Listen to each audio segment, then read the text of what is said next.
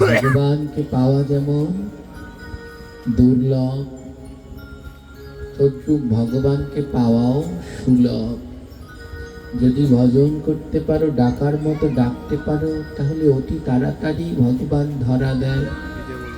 কিন্তু ভগবানের কৃপা পেতে হলে, তার কাছে যেতে হলে আমাদের ত্যাগের প্রয়োজন আছে।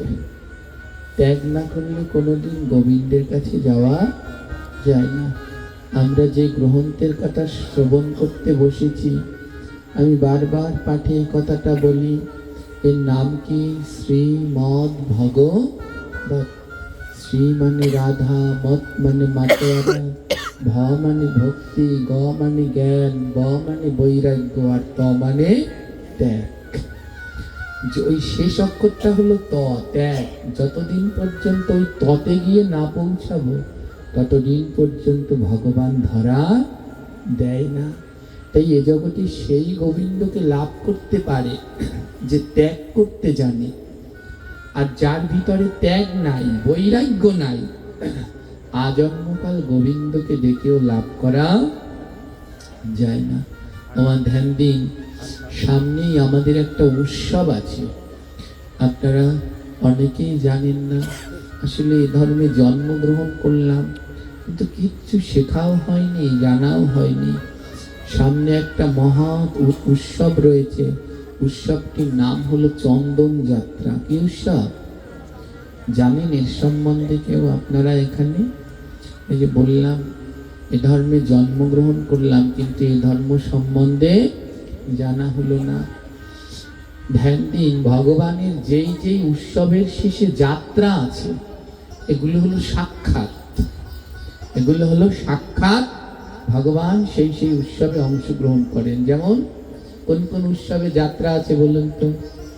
রাস যাত্রা, দোল যাত্রা, রথ যাত্রা, যেই যেই উৎসবের সাথে যাত্রা আছে এগুলো বন্ধ হয় না, এগুলো চলতেই থাকে। তদ্রূপ আরেকটি উৎসব রয়েছে, নাম হলো চন্দন যাত্রা।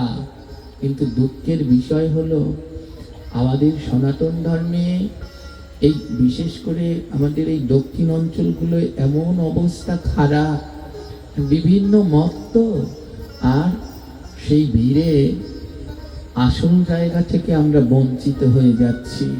হ্যাঁ, আসল জায়গা থেকে বঞ্চিত হয়ে যাচ্ছি। বলেন, যদি 4 অক্ষর বললে ভগবানকে পাওয়া যায়, তাহলে কেউ আর 32 অক্ষর বলতে চায়? যদি বলে এই 4টা অক্ষর জপ করো ভগবানকে পাবে, তাহলে আর কেউ 32 অক্ষর বলবে? অতখানি বলে লাভ কি? 4 অক্ষর পেলেই তো ভগবানকে পেয়ে যাব। হ্যাঁ, কেউ যদি বলে খাও মৎস্যের কোল, কি খাও মৎস্যের ঝোল, সৌ রমণীর কোল, মুখে বলো হরি হরি বল, তাহলেই ভগবানকে পেয়ে যাবে। তাহলে আর কেউ নিরামিষ খেতে চাইবে? কেউ আর একাদশী করতে চাইবে কি? এর জন্যে ভগবান বলছেন সহজিয়াদের সঙ্গ করো না। সহজিয়া কাদের বলে? বলে যারা সহজে গোবিন্দকে পাওয়ার চেষ্টা করে, এদেরকে বলে সহজিয়া। ভগবানকে একটু কষ্ট করে পেতে হয়। মা এপেলাস পরীক্ষায় এপেলাস 2 শ্রেণীর পায়, কেউ নকল করে পায় আর কেউ কষ্ট করে পড়াশুনো করে পায়। কার কাছে আনন্দ লাগে এপেলাস পেলে বলেন তো? যে নকল করে পেল তার, না যে পড়াশুনো করে পেল? যে পড়াশুনো করে পেরেছে, যে নকল করেছে, ওর কাছে ওই এপেলাস আর পাশ করা কোনোটাই আসেও না, যায় না। ও তো জীবনে পড়াশুনো করেনি, ওর আনন্দ বুঝবে কোথা থেকে? আর যে কষ্ট করেছে সে বুঝতে পারে এই এপেলাসের কি মহিমা। তদ্রূপ যিনি কষ্ট করে গোবিন্দকে পায় তিনি বুঝতে পারেন। ধ্যান দিন, আজকাল আমাদের আলোচ্য বিষয় হলো চন্দন যাত্রা। আসছে সনাতন ধর্মাবলম্বীদের একটি বিশেষ যাত্রা। চৈত্র মাস শেষ, বৈশাখ মাসের সূচনা। আর এই বৈশাখ মাসে আমাদের প্রথম যে উৎসব তা হলো অক্ষয় তৃতীয়া। বৈশাখ মাসের পরম পবিত্র তিথির নাম কি? অক্ষয় তৃতীয়া। সারা বছরে সব থেকে শুভ এবং পবিত্র দিন হলো অক্ষয় তৃতীয়া। এই অক্ষয় তৃতীয়ায়, আমি একটা পাঠের মধ্যে বলেছি, যারা এই যে মোবাইলে পাঠ শোনেন, ইউটিউব চ্যানেলে পাঠ শোনেন, একটা পাঠের ভিতরে আমি অক্ষয় তৃতীয়ার মাহাত্ম্য বলেছি। অক্ষয় তৃতীয়ার অগণিত মাহাত্ম্য 32টা কতগুলো আমি বলেছিলাম, তো শুনবেন আপনারা যারা ইউটিউব চ্যানেলে ভাগবত শোনেন, শুনবেন। তো এই অক্ষয় তৃতীয়ায় হলো অক্ষয়, এই দিনে সমস্ত কর্ম করা যায়, কোনো দিন লাগে না, এই দিন দেখা লাগে না। এদিন দীক্ষা নেওয়া যায়, এদিন গৃহপ্রবেশ করা যায়, গৃহ আরম্ভ করা যায়, যে কোনো ধরনের জায়গা জমি কেনা যায়, দোকানপাট শুরু করা যায়, আশীর্বাদ করা যায়, যত শুভ কাজ আছে নির্দ্বিধায় করা যায়, কারণ এই তিথিতে কোনো অশুভ গ্রহ থাকে না, সমস্ত গ্রহগুলো শুভ জায়গায় অবস্থান করেন। তাই এই তিথির নাম অক্ষয় তৃতীয়া। এই তিথিতে বিশেষ বিশেষ উৎসব হয়। এই অক্ষয় তৃতীয়ার দিনই আমাদের 10 অবতারের একজন পরশুরাম, তিনি ধরাধামে অবতীর্ণ হন। ভগীরথ মা গঙ্গাকে এই দিনেই এনেছিলেন, শিব জটায় ধারণ করেছিলেন এই অক্ষয় তৃতীয়ার দিন। অগণিত মাহাত্ম্য, সত্যযুগের সৃষ্টি হয় অক্ষয় তৃতীয়ায়, ত্রেতা যুগের সৃষ্টি হয় অক্ষয় তৃতীয়ায়, দুর্বাঘাসের সৃষ্টি হয় অক্ষয় তৃতীয়ায়, অগণিত মাহাত্ম্য।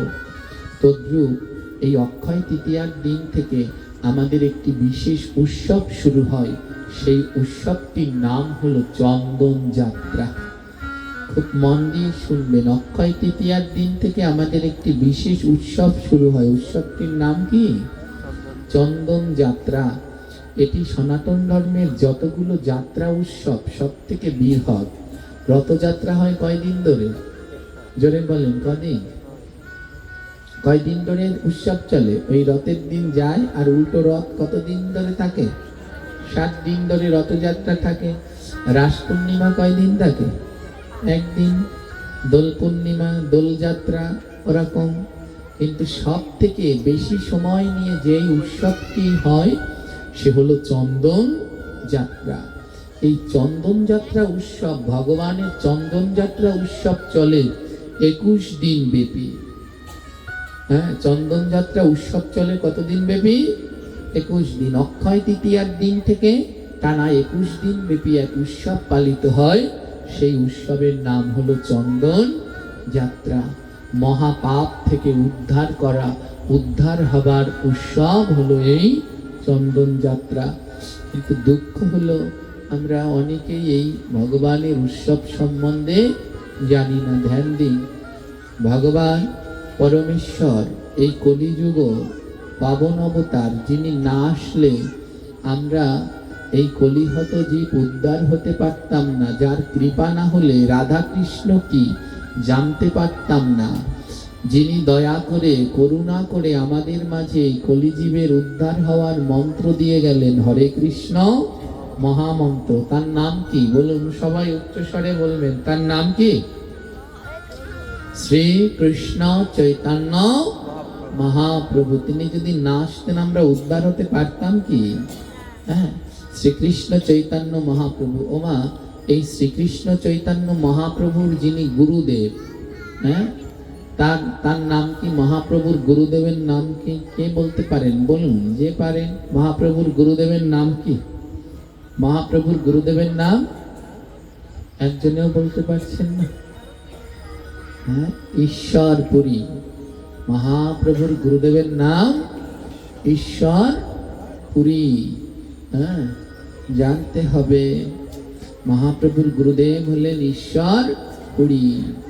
আর ঈশ্বরপুরীর গুরুদেবের নাম কি? ঈশ্বরপুরীর গুরুদেবের নাম হলো মাধবেন্দ্র পুরী। এই মাধবেন্দ্র পুরীর শিষ্যই হলেন ঈশ্বরপুরী এবং অদ্বৈত প্রভু। আর ঈশ্বরপুরীর শিষ্য হলেন শ্রীকৃষ্ণ চৈতন্য মহাপ্রভু। গুরু প্রণালী দেখবেন, ভাগবত প্রণালী দেখবেন, তাতে পেয়ে যাবেন। তো দেখুন, এর জন্য শুদ্ধ পরম্পরায় দীক্ষা গ্রহণ করতে হয়। দীক্ষাটা বড় গুরুত্বপূর্ণ, যেন পরম্পরা শুদ্ধ থাকে। আর পরম্পরা যদি ভুল হয়, পরম্পরা আমাদের বর্তমান সময়ে সবাই যে যেখান থেকে পারছি দীক্ষা নিচ্ছি, কিন্তু পরম্পরা ঠিক নেই, পরম্পরা সম্বন্ধে জানে না, আহার বিহার সম্বন্ধে জানে না। জানবে কি করে জানে? মানুষ তো অবাক হয়ে যায়। এ জগতে মুক্তি সেই দিতে পারে যিনি মুক্ত, আর যিনি যুক্ত সে কি করে মুক্তি দিতে পারে? অর্ধেক আমরা সেজে আছি মা, সেজে আছি তো। আর কলিযুগ তো, এই জগতে সব থেকে বড় কঠিন হলো ভক্ত চেনা, বৈষ্ণব চেনা। আমরাই ব্যাসাসনে বসে বলি নেশা করো না, আমরাই ব্যাসাসনে বলে নেশা করো না। এই নেশাটা শুরু হয় কোনখান থেকে জানেন? নেশা একেবারে ছোট যেটা, ওটার নাম হলো চা। ছোটটার নাম কি? চা। ওটা একটা নেশা, কিন্তু ছোটটার নাম চা। চায়ের পর থেকে শুরু হয় পান, বিড়ি, সিগারেট, সাদা, খয়ের, তামাক, এক এক করে গাঁজা, মদ, সব। আর সব থেকে ছোটটা হলো গিয়ে ব্যাসাসনে বসে কত হুমকি ঝুমকি দিয়ে যায়, নেশা করো না, নেশা করো না। পাঠ থেকে গিয়েই আবার নিজেরাই চা খাচ্ছে। তাহলে কি করে অন্যকে শোনাবো? নিজে আচারিয়া প্রভু অন্যরে শেখায়, নিজে না আচারিয়া প্রভু অন্যরে শেখানো না যায়। তাই আমাদের এই দুর্গতিও পিছন ছাড়ে না। কলিযুগ তো, আলো দেখলে ছুটে যায়। হ্যাঁ, দুর্গা পুজো, আপনাদের এখানেও দুর্গা পুজো হবে, সুন্দর করে পুজো হবে, নিয়ম নিষ্ঠা 5 বেলা মেনে পুজো হবে, কিন্তু কোনো লাইটিং করবেন না, দেখবেন ভক্ত তেমন আসবে না। আর অন্য জায়গায় পুজো হচ্ছে, ঠিক টাইম টু টাইম পুজো হচ্ছে না, ভগবান পড়ে রয়েছে তো পড়ে রয়েছে, আর এমন লাইটিং, এমন সব সাজিয়েছে, যিনি পূজারী তিনিও সেলফি তোলায় ব্যস্ত, কিন্তু সেইখানে ভক্তে ভরা। কেন জানেন? কলিযুগ, যেখানে আলোর ঝলকানি বেশি সেখানে সবাই যায় বেশি। হ্যাঁ, ফাঁকা কলস বাজে বেশি। এই হলো মা অবস্থাটাই। গুরু পরম্পরাটা সবাই একটু ধ্যান দেবেন। যদি গুরু পরম্পরা ঠিক না হয়, মনে রাখবেন উদ্ধার হতে পারবেন না। গুরু পরম্পরাটা কি? যেমন রাজমিস্ত্রি কোনো বিল্ডিং তৈরি করে, আমরা যারা বুঝি না রাজমিস্ত্রিকে গালাগালি করি না? বেটার কোনো কাজ নাই, শুধু ফাঁকি ঝুঁকি দেয়, একটা সুতো নিয়ে সারাদিন মাপতে থাকে, কোনো কাজকর্ম নেই, সুতো নিয়ে মাপতে থাকে। কিন্তু আমরা তো বুঝি না যে ওই মাপের কি অর্থ। এক চুল হেরফের হলে পরে এই বিল্ডিং ভেঙে একেবারে গুড়িয়ে যাবে। উনি কি সুতো দিয়ে বারবার মাপেন যেন মাপগুলো ঠিক থাকে। তদ্রূপ গুরু পরম্পরা হলো সেই মাপ। যদি একটা এতাল বেতাল হয় তাহলে একেবারে সব ভেঙে চুরে পড়ে যায়। তাই মহাপ্রভু শ্রী গুরুদেব হলেন ঈশ্বরপুরী, আর ঈশ্বরপুরীর গুরুদেব হলেন শ্রীল মাধবেন্দ্র পুরী।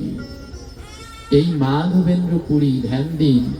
কেন মহাপ্রভু ঈশ্বরপুরীর কাছ থেকে দীক্ষা নিতে গেলেন? মহাপ্রভু শিক্ষা দিলেন, নিজে আচারিয়া প্রভু অন্যরে শিখায়, অর্থাৎ গুরু পরম্পরা যেন শুদ্ধ এবং সঠিক হয়। ঈশ্বরপুরীর কেমন মহিমা। মাধবেন্দ্র পুরী ধ্যান দিন। এই মাধবেন্দ্র পুরী ইনি আমাদের বঙ্গদেশের, বাংলাদেশেরই, কিন্তু মাধবেন্দ্র পুরী সংকল্প করলেন অযাচিত ব্রত করবেন। অযাচিত ব্রত মানে বুঝেন? যারা এ জগতে ভক্ত, প্রকৃত ভক্ত, তারা ভিক্ষা করে জীবন যাপন করেন, আমাদের মতো নয়। প্রকৃত ভক্তের লক্ষণ কি? ন্যাড়া মাথা, ছেঁড়া কথা, মুখে বলে কৃষ্ণ কথা, গাছতলায় বাস, অঙ্গে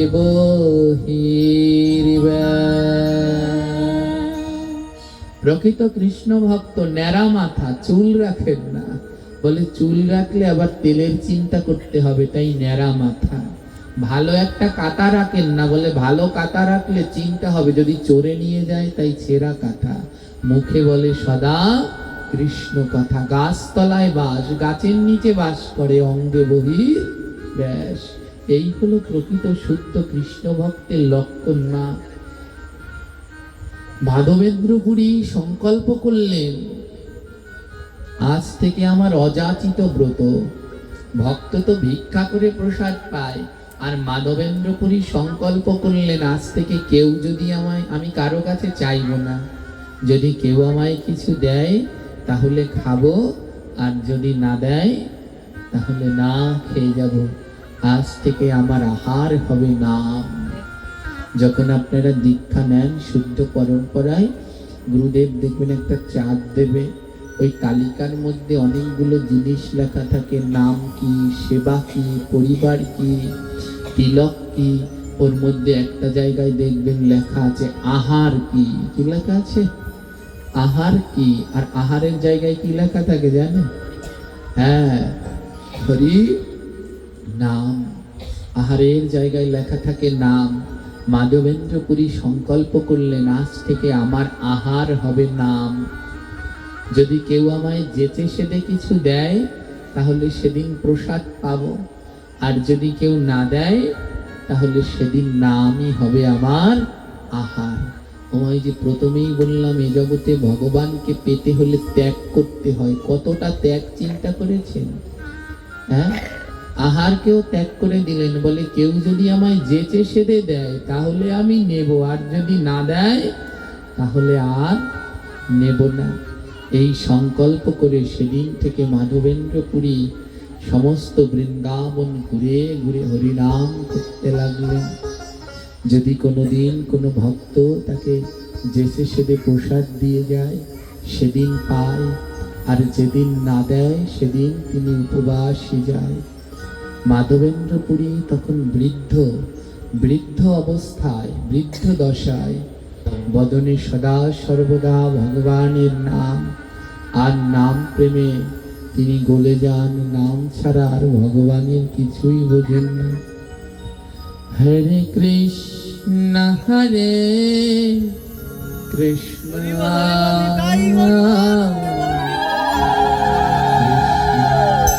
কৃষ্ণ হরে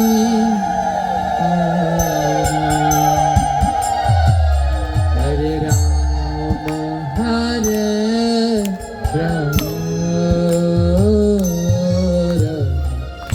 রাম হরে হরে হরে কৃষ্ণ রাধে কৃষ্ণ কৃষ্ণ হরে। সবাই মিলে উচ্চ স্বরে হরে রাম রাম রাম রাম হরে হরে। হরে কৃষ্ণ হরে কৃষ্ণ কৃষ্ণ হরে হরে হরে রাম রাম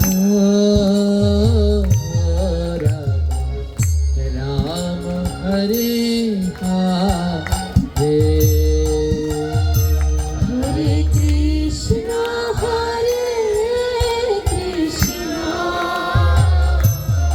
কৃষ্ণ কৃষ্ণ হরে আবার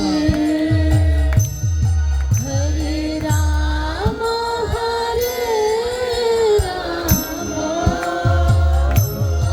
রাম রাম হরে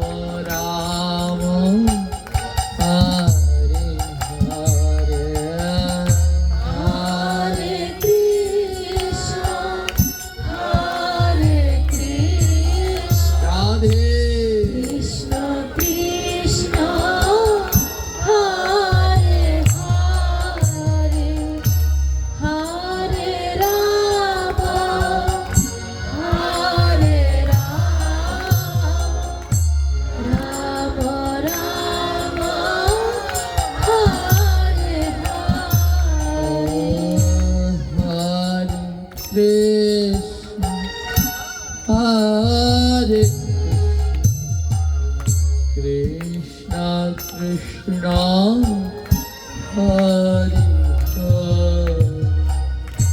হরে রাম হরে রাম হরি বল। রাম রাম হরে হরে হরে কৃষ্ণ হরে কৃষ্ণ কৃষ্ণ কৃষ্ণ হরে হরে হরে রাম হরে রাম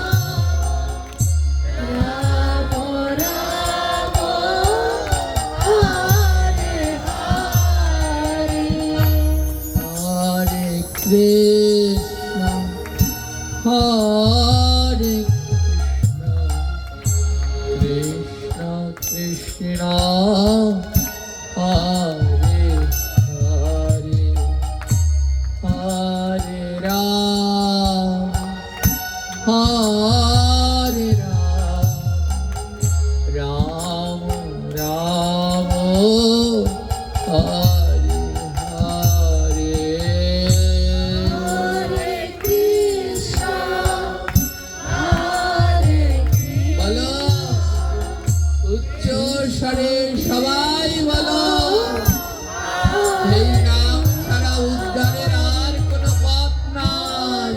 রাম হরে রাম রাম রাম হরে হরে হরে কৃষ্ণ হরে কৃষ্ণ কৃষ্ণ হরে হরে হরে রাম হরে রাম রাম রাম হরে হরে হরে কৃষ্ণ হরে কৃষ্ণ রাধে রাধে কৃষ্ণ হরে হরে হরে রাম হরে রাম রাম হরে বৃদ্ধ মাধবেন্দ্র পুরী হরে 84 ক্রোশ বৃন্দাবন ঘুরে ঘুরে নামের বন্যায় ভেসে যাচ্ছে আর নাম করতে করতে এক সময় এসে পৌঁছালেন গিরি গোবর্ধন পর্বতের পাদদেশে। অনেক উঁচু তো সেই পাহাড়, বলে ওখানে তো আমি যেতে পারবো না, এই পাহাড়ের পাদদেশে বসে আমি নাম করে যাই, ভজন করে যাই। আর গিরি গোবর্ধন পরিক্রমা করে যখন শুদ্ধ ভক্তরা এখান থেকে যাবে আর বৃন্দাবনের নির্মল বাতাসে ওই ভক্তদের চরণ ধুলা যখন উড়ে এসে আমার গায়ে লাগবে, আমার এ জীবন পূর্ণ হয়ে যাবে। ভগবানকে বলছে, প্রভু তোমার চরণ ধুলা তো আর আমার হবে না, তাই তোমার ভক্তের চরণ ধুলা যেন বাতাসে এসে আমার গায়ে লাগে। হরে কৃষ্ণ হরে কৃষ্ণ কৃষ্ণ হরে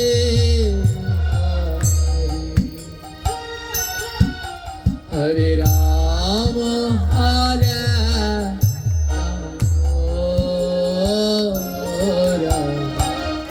রাম হরে হরে হরে কৃষ্ণ হরে কৃষ্ণ কৃষ্ণ কৃষ্ণ নামে কাঁদো, দুই নয়নের জলে ডাকো,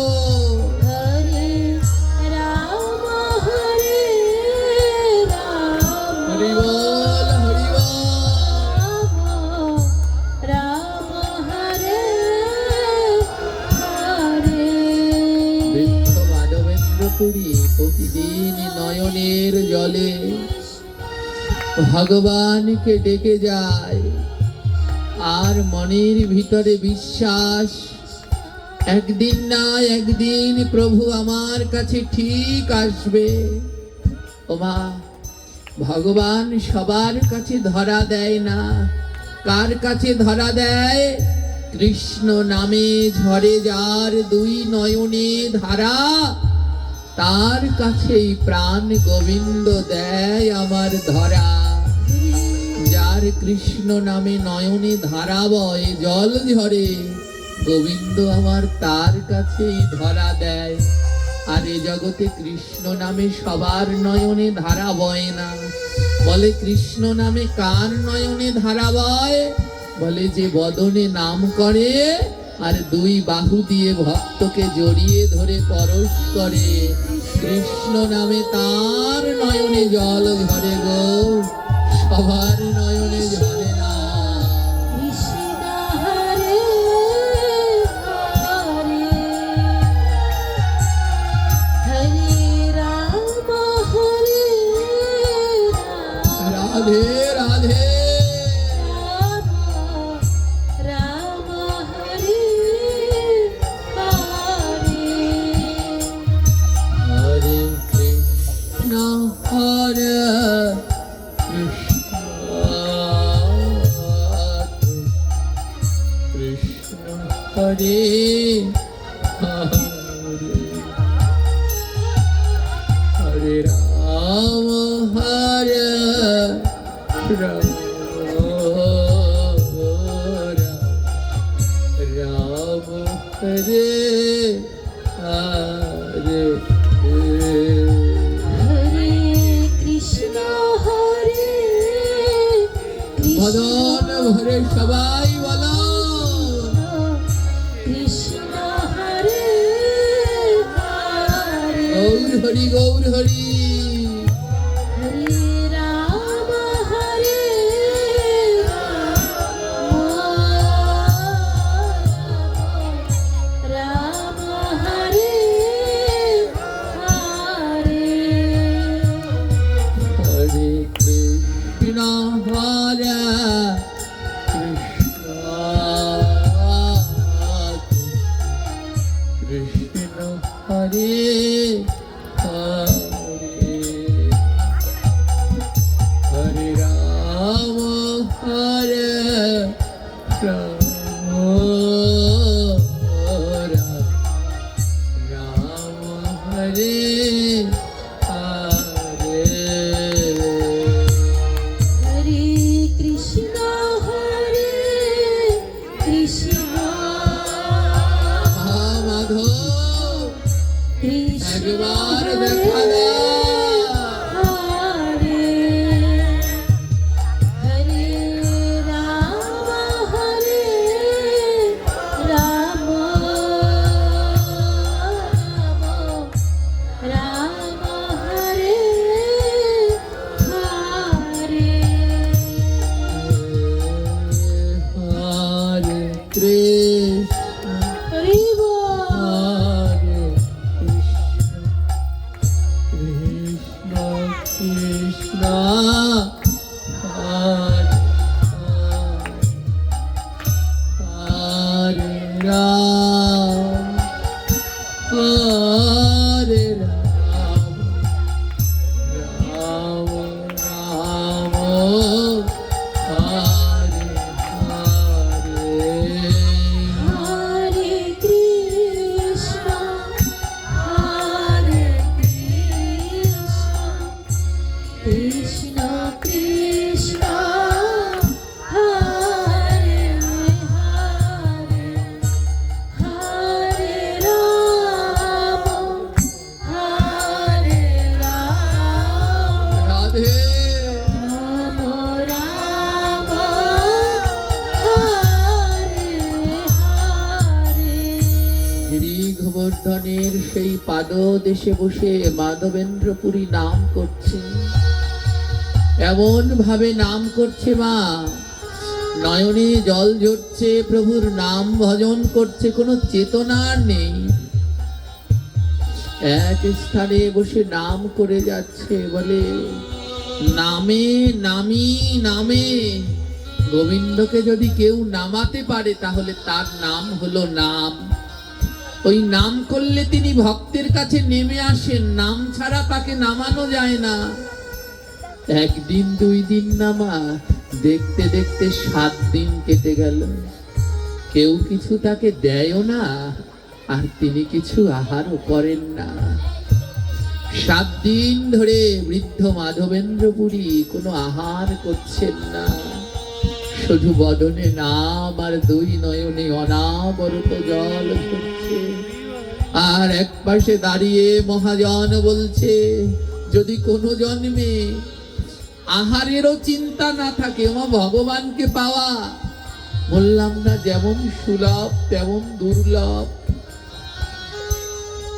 যে জন্মে আমাদের মন মানসিকতা এমন হবে আহারেরও চিন্তা নাই, শুধু নামের মধ্যে ডুবে থাকা যাবে, এরকম জন্ম যদি কোনোবার হয়, সেই জন্মে গোবিন্দ পাওয়া যায়। 7 দিন ধরে কোনো না আহার নেই, নামের মধ্যে ডুবে আছে, কেউ কিছু দেয়ও না, উনিও নিচ্ছেন না। 7 দিন ধরে শুধু নাম আর নয়নে জল। কৃষ্ণ হরে কৃষ্ণ, রাধে রাধে বলো। কৃষ্ণ হরে হরে, গৌর হরি। হরে রাম হরে রাম, রাম রাম হরে হরে, হরে কৃষ্ণ হরে কৃষ্ণ, কৃষ্ণ হরে হরে, হরে রাম হরে রাম, রাম হরে হরে। হরে কৃষ্ণ হরে কৃষ্ণ, কৃষ্ণ কৃষ্ণ বলো না গো।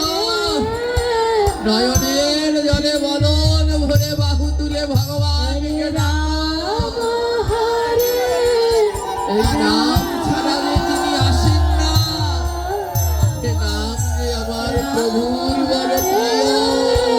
হরে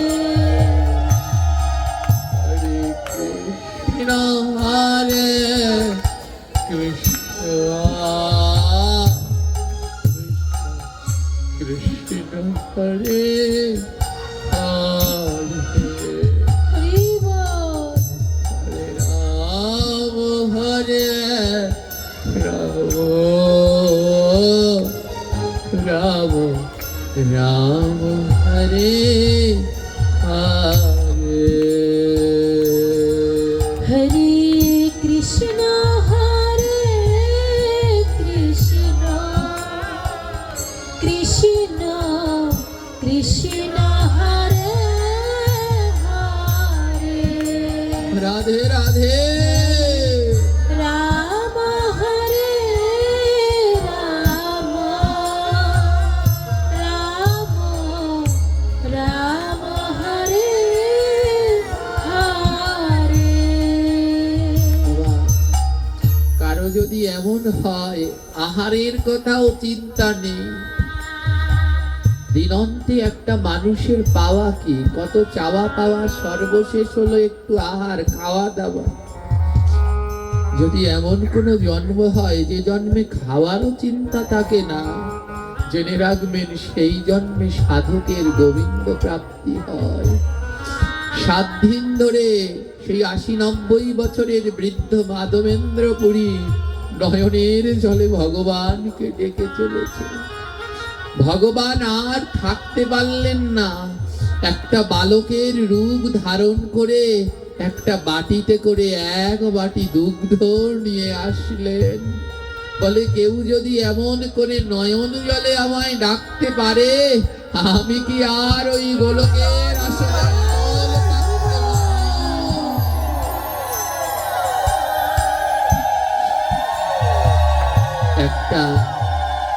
গোবিন্দ আমার একটা বাটিতে করে দুগ্ধ নিয়ে এসেছেন বালকের রূপ ধারণ করে। আর মাধবেন্দ্র পুরীর কাছে এসে ডাকছে, ওগো পুরী গোসাই, তুমি তো কিছু আহার করনি, এই দুগ্ধটুকু পেয়ে নাও। মাধবেন্দ্র পুরী যখন নয়ন খুলেছে, বালকটার দিকে যখন তাকালেন, বড় চেনা চেনা লাগছে মা। যেই গোবিন্দকে তিনি ডেকে যাচ্ছেন, যাকে পাওয়ার জন্য এত বেকুলতা এত আকুলতা, সেই ভগবানই আজ এসেছেন, কিন্তু অন্য রূপে তাই চিনতে পারছেন না।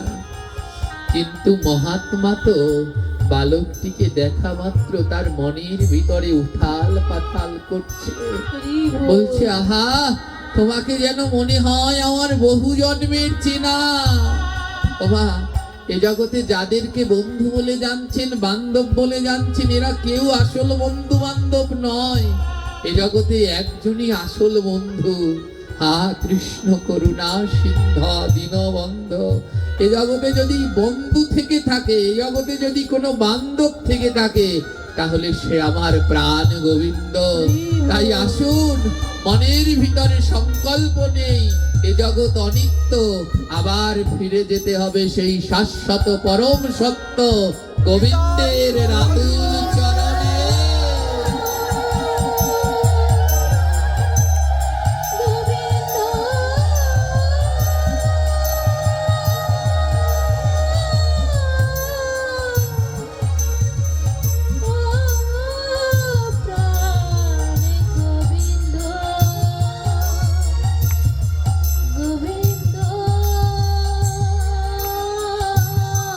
রাধে রাধে।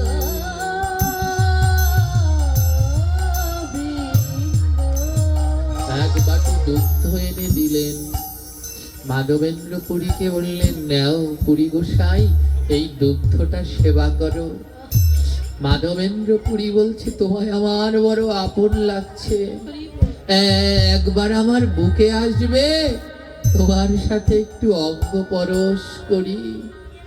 আজ সেই বালকটিকে মাধবেন্দ্র পুরী বুকের মাঝে জড়িয়ে ধরলেন। আর যখন বুকের মাঝে জড়িয়ে ধরলেন, মনে হলো জগতের সমস্ত শীতলতা, জগতের সমস্ত জ্বালা যন্ত্রণা দূর হয়ে গেছে। ওমা, এই মানব জীবনটা এক যন্ত্রণাময় জ্বালার কারখানা। এখানে আমরা কেউ সুখে নেই, প্রত্যেকেই একটা না একটা দুঃখে, একটা না একটা ব্যথায় ব্যথিত, একটা না একটা জ্বালায় আমরা জ্বলে মরছি। বলে, এ জগতে কারো যদি কোনো জ্বালা থাকে, গায়ে চন্দন বেটে লাগিও, জ্বালা দূর হয়ে যাবে। মহাজন বললেন, যদি চন্দনে না যায়, বলে চন্দনের সাথে একটু কর্পূর দিয়ে দিও, তাহলে জ্বালা দূর হবে। বলে, কর্পূরে যদি না যায়, চন্দন কর্পূরে যদি না যায়, বলে তাহলে তার সাথে একটুখানি অগরু মিশিয়ে দিও, জ্বালা দূর হবে। বলে, চন্দন কর্পূর অগরুতেও যদি না যায়, বলে চন্দন কর্পূর অগরুতেও যদি না যায়, পূর্ণিমার রাতে কোনো নদী বা সমুদ্রের পাশে গিয়ে বসো, ওই নদী বা সমুদ্রের ঠান্ডা বাতাসে তোমার অঙ্গ শীতল হবে।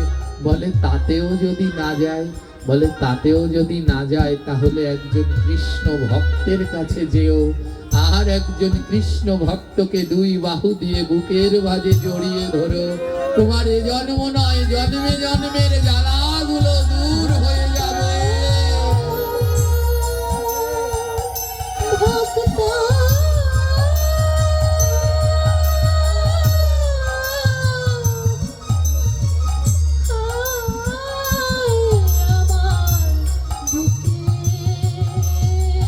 রাধে রাধে।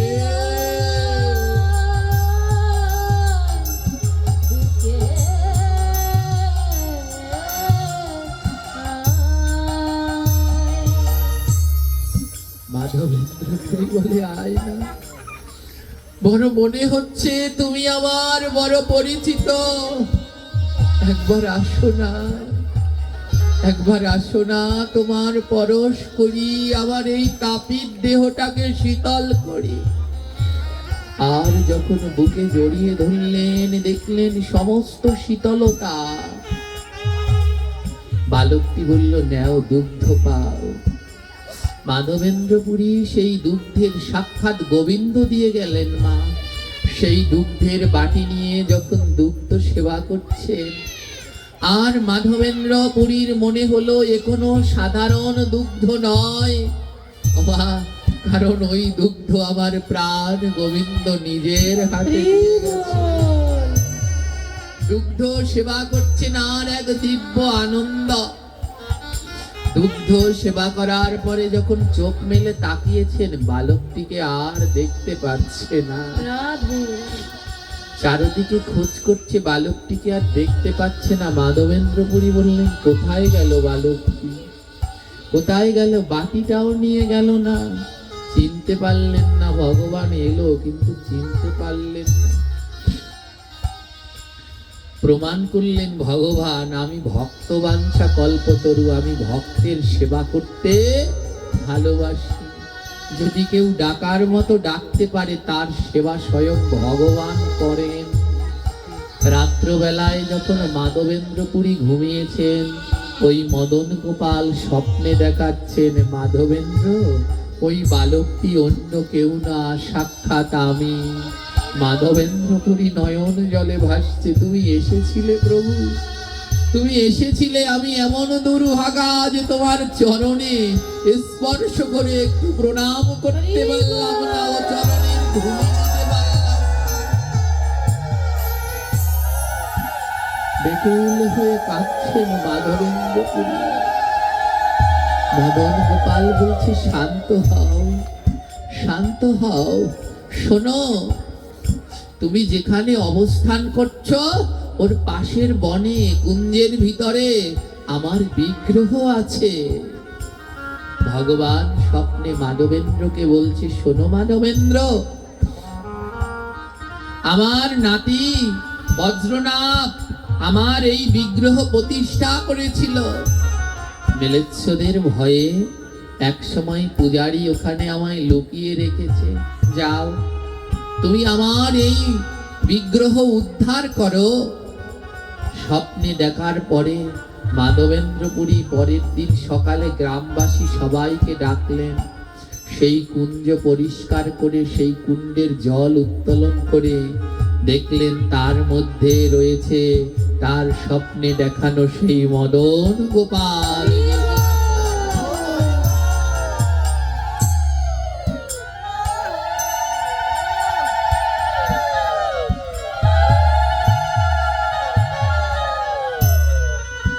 লাভ করলেন ভগবানের সেই পরম বিগ্রহ।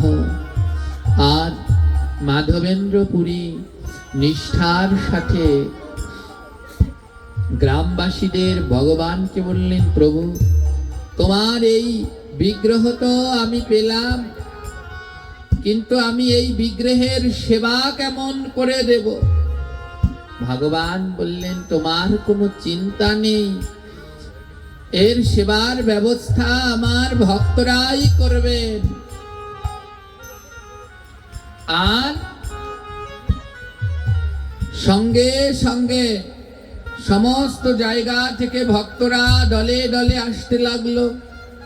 আর এক একজন এক একটা জিনিস নিয়ে আসছেন। আর এত দ্রব্য আনা হলো, সেই দ্রব্যে রুটি, অন্ন, বিভিন্ন ফল মূল, মিষ্টান্ন, পিঠা পুলি, কত প্রকারের কত কি আনা হলো। আর আনতে আনতে একটা বিশাল কূট পাহাড়ের মতো হয়ে গেল। ধুমধাম করে সেই বিগ্রহের সেবা হলো। বড় আনন্দের সাথে মহা উৎসব হলো। এবার মাধবেন্দ্রপুরী ভাবনায় পড়ে গেলেন, হে ভগবান, এবার তোমাকে তো আমি পেয়েছি, এবার তোমায় আমি প্রতিষ্ঠা করব কোথায়? ভগবান রাত্রবেলায় মাধবেন্দ্রপুরীকে স্বপ্নে আদেশ দিলেন, এই গিরি গোবর্ধনের চূড়ায় আমাকে প্রতিষ্ঠা করো। মা আজও আছে বৃন্দাবনে সেই মন্দির। সেই গিরি গোবর্ধনের চূড়ায় প্রতিষ্ঠিত হলো মাধবেন্দ্রপুরীর সেই গোবিন্দ ভগবান।